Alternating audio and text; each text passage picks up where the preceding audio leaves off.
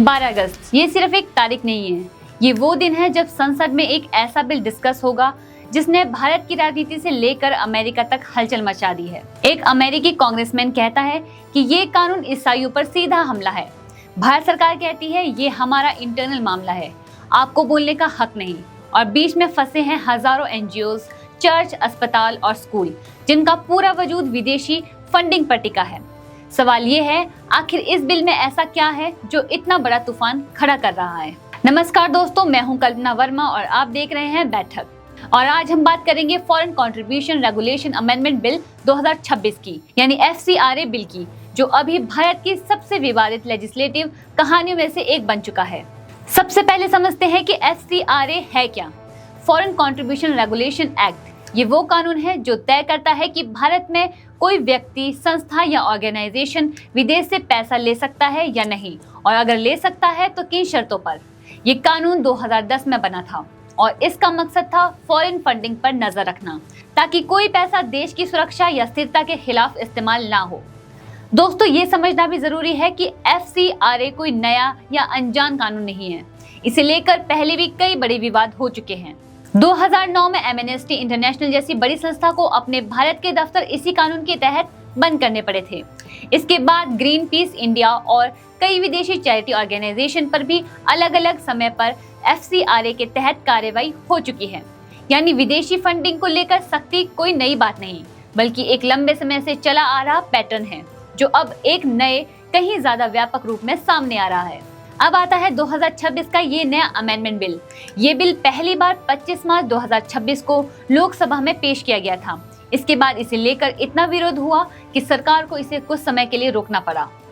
अब ये फिर से चर्चा में है, क्योंकि मॉनसून सीजन में इसे पास करने की तैयारी चल रही है और 12 अगस्त को इस पर संसद में बहस होनी है। अब सवाल ये है कि इसमें ऐसा नया क्या जोड़ा गया है जिसने इतना हंगामा खड़ा कर दिया है। दोस्तों, इसकी जड़ में है एक खास प्रावधान जिसे क्लॉज 16 कहा जाता है। ये क्लॉज कहता है कि अगर किसी संस्था का FCRA रजिस्ट्रेशन कैंसिल हो जाता है, सरेंडर हो जाता है या वो संस्था बंद हो जाती है, तो उस संस्था की सारी संपत्तियां एक सरकार द्वारा नियुक्त डेजिग्नेटेड अथॉरिटी के अधीन चली जाएगी। यानी सीधे शब्दों में कहें तो अगर किसी NGO का या संस्था का रजिस्ट्रेशन रद्द हो जाता है तो उसकी प्रॉपर्टीज, बिल्डिंग, जमीन, सब कुछ पर सरकार का सीधा नियंत्रण हो सकता है, बिना किसी अदालती प्रक्रिया के। यही वो प्रावधान है जिसने सबसे ज्यादा चिंता पैदा की है, क्योंकि दोस्तों सोचिए, पिछले कई दशकों में जो स्कूल, अस्पताल, अनाथालय या धार्मिक संस्थान फॉरेन फंडिंग की मदद से बने हैं, अगर उनका रजिस्ट्रेशन किसी कारण से रद्द हो जाता है तो उनकी सालों की मेहनत और संपत्ति सीधा एक सरकारी अथॉरिटी के हाथ में जा सकती है। और सबसे बड़ी बात, ये सिर्फ उन एसेट्स पर लागू नहीं होगा जो पूरी तरह फॉरेन पैसों से बनी हो, बल्कि उन इंस्टीट्यूशन पर भी असर डाल सकता है जिनकी फंडिंग का सिर्फ एक हिस्सा विदेश से आया हो।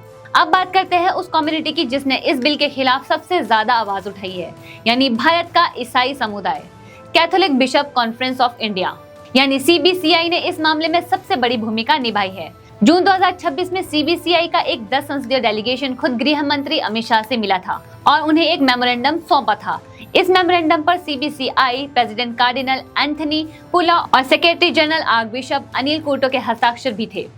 उनकी सबसे बड़ी मांग थी इस बिल को पूरी तरह वापस लिया जाए और इसे एक जॉइंट पार्लियामेंट्री कमेटी यानी JPC के पास भेजा जाए, ताकि सभी स्टेक होल्डर के साथ व्यापक चर्चा हो सके। उनका कहना था कि यह कानून आर्टिकल 14, 19, 21, 25, 26, 29, 30 और 300A जैसे संवैधानिक अधिकारों का उल्लंघन कर रहा है, खासकर उन माइनॉरिटी रन एजुकेशनल इंस्टीट्यूशंस, अस्पतालों, अनाथालयों और धार्मिक स्थलों के लिए जो पिछले कई दशकों से गरीब और वंचित तबकों की सेवा कर रहे हैं। मेमोरेंडम में religious freedom laws, schedule caste दर्जे वाले ईसाइयों के अधिकार और यहाँ तक कि मणिपुर की मानवीय स्थिति जैसे मुद्दे भी उठाए गए थे। अगस्त 2026 की शुरुआत में एक और बड़ा डेलीगेशन अमित शाह से मिला। इसमें national council of churches, church of north India, church of south India, Malankara Orthodox church और कई अन्य प्रमुख क्रिश्चियन ऑर्गेनाइजेशन के प्रतिनिधि शामिल थे।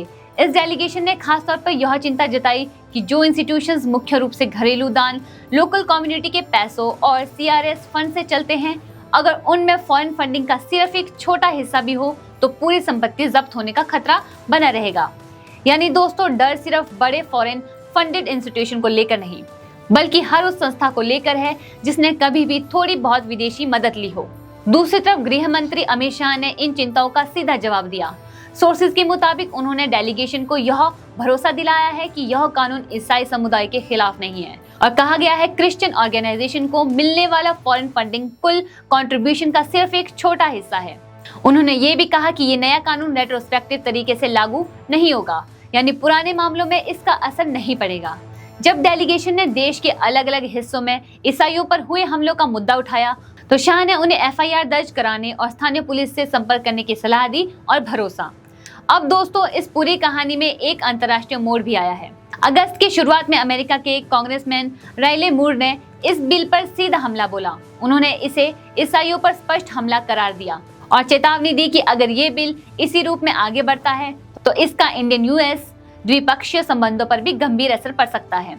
इस बयान पर भारत सरकार की प्रतिक्रिया बेहद सीधी और सख्त थी। मिनिस्ट्री ऑफ एक्सटर्नल अफेयर के प्रवक्ता रणधीर जायसवाल ने साफ कहा कि ये भारत का पूरी तरह इंटरनल मामला है और इस पर फैसला भारत की संसद खुद लेगी। उन्होंने ये भी बताया कि दुनिया के कई देश खुद अमेरिका सहित अपने यहाँ फॉरेन फंडिंग को रेगुलेट करते हैं, यानी भारत सरकार का रुख साफ है। विदेशी टिप्पणी को घरेलू कानून निर्माण में दखल नहीं माना जाएगा। अब दोस्तों, यहाँ एक पॉलिटिकल एंगल भी छिपा है जिसे समझना जरूरी है। कुछ महीने पहले जब ये बिल पहली बार संसद में पेश हुआ था तो होम मिनिस्ट्री ने इसे रोक दिया था क्योंकि इस पर भारी विरोध हुआ था। एक बड़ी वजह ये भी बताई जा रही है कि दक्षिण भारत के कुछ बीजेपी नेता खुद सरकार से ये बिल फिलहाल रोकने की अपील कर रहे थे, क्योंकि केरला और तमिलनाडु जैसे राज्य जहां ईसाई समुदाय की अच्छी खासी संख्या है, वहां अप्रैल 2026 में असेंबली इलेक्शन होने वाले थे। यानी ये सिर्फ एक कानूनी या प्रशासनिक मुद्दा नहीं, बल्कि एक ऐसा इशू है जिसका सीधा असर चुनावी गणित पर पड़ता है। दोस्तों, आंकड़ों की बात करें तो 2010 से अब तक करीब 22,000 FCRA रजिस्ट्रेशन रद्द हो चुके हैं और अनुमान है कि करीब 15,000 रजिस्ट्रेशन अप्रैल 2026 तक रिन्यू नहीं हो पाएगी। यानी ये कोई नया मुद्दा नहीं है, बल्कि फॉरेन फंडिंग को लेकर सख्ती का एक लंबा चलता हुआ पैटर्न है। नया बिल इसी पैटर्न को और व्यापक बनाने की कोशिश है, खासकर उस स्थिति में जब कोई संस्था अपना रजिस्ट्रेशन खो देती है। सरकार का आधिकारिक तर्क ये है कि ये अमेंडमेंट मौजूदा FCRA ढांचे में मौजूद ऑपरेशनल गैप्स को दूर करने के लिए है और फॉरेन कंट्रीब्यूशन व संपत्तियों की निगरानी को और मजबूत बनाने के लिए है। यानी आलोचकों का कहना है कि फाइनेंशियल एक्शन टास्क फोर्स यानी FATF ने खुद 2024 में अपनी रिव्यू में एक टारगेटेड रिस्क बेस्ड अप्रोच अपनाते हुए सलाह दी थी, यानी सिर्फ उन्हीं संस्थाओं पर सख्ती हो जिन पर टेरर फाइनेंसिंग का जेन्युइन खतरा हो। लेकिन ये नया बिल पूरे सेक्टर पर व्यापक रेस्ट्रिक्शन लगाने की दिशा में बढ़ता दिख रहा है, जो FATF की सिफारिश से उलट दिशा में है। दोस्तों, अब इस पूरे मामले को थोड़े बड़े कैनवस पर देखते हैं। सरकार का लॉजिक है कि फॉरेन फंडिंग की निगरानी राष्ट्रीय सुरक्षा और पारदर्शिता के लिए जरूरी है, खासकर जब मनी लॉन्ड्रिंग और टेरर फाइनेंसिंग जैसे खतरे लगातार बने रहते हैं। लेकिन दूसरी तरफ सिविल सोसाइटी ऑर्गेनाइजेशन, चाहे वो रिलीजियस हो या सेक्युलर, उनका कहना है कि इतनी व्यापक शक्तियां किसी भी सरकार को, चाहे वो किसी भी पार्टी की हो, बिना अदालती निगरानी के देना खतरनाक मिसाल कायम कर सकता है। यानी बहस सिर्फ ईसाई समुदाय तक सीमित नहीं, बल्कि पूरे non profit sector, education sector और हेल्थ केयर सेक्टर पर फैली हुई है। तो दोस्तों, अब स्थिति ये है कि संसद का मॉनसून सेशन 13 अगस्त को खत्म होने वाला है और 12 अगस्त को इस बिल पर बहस तय है। सोर्सेज के मुताबिक अगर बिल पर चर्चा होती है तो गृह मंत्री अमित शाह इस पर जवाब दे सकते हैं। ऑपोजिशन लगातार ये आरोप लगा रहा है कि सरकार बिना पर्याप्त बहस के बिल पास करा रही है, जबकि सरकार का कहना है कि ऑपोजिशन के हंगामे की वजह से ही चर्चा नहीं हो पा रही। तो आखिर में सवाल ये है, क्या ये बिल सच में सिर्फ पारदर्शिता और रेगुलेशन बढ़ाने के लिए है जैसे सरकार कह रही है, या फिर ये एक ऐसा कानून है जिसका असर माइनॉरिटी कम्युनिटीज और सिविल सोसाइटी की स्वतंत्रता पर पड़ेगा, जैसे आलोचकों का मानना है। ये तस्वीर 12 अगस्त की बहस के बाद ही पूरी तरह साफ होगी। आपको क्या लगता है, क्या FCRA में सख्ती वाकई जरूरी है, या ये एक ऐसा कदम है जो देश के सिविल सोसाइटी और माइनॉरिटी इंस्टीट्यूशन को कमजोर कर सकता है? अगर आपको इस तरह की पॉलिसी और करंट अफेयर से जुड़ी डीप वीडियोस पसंद आती है तो चैनल को सब्सक्राइब करना ना भूले, ताकि ऐसे एनालिसिस सबसे पहले आप तक पहुंचे। मिलती हूँ अगली वीडियो में, तब तक के लिए नमस्कार।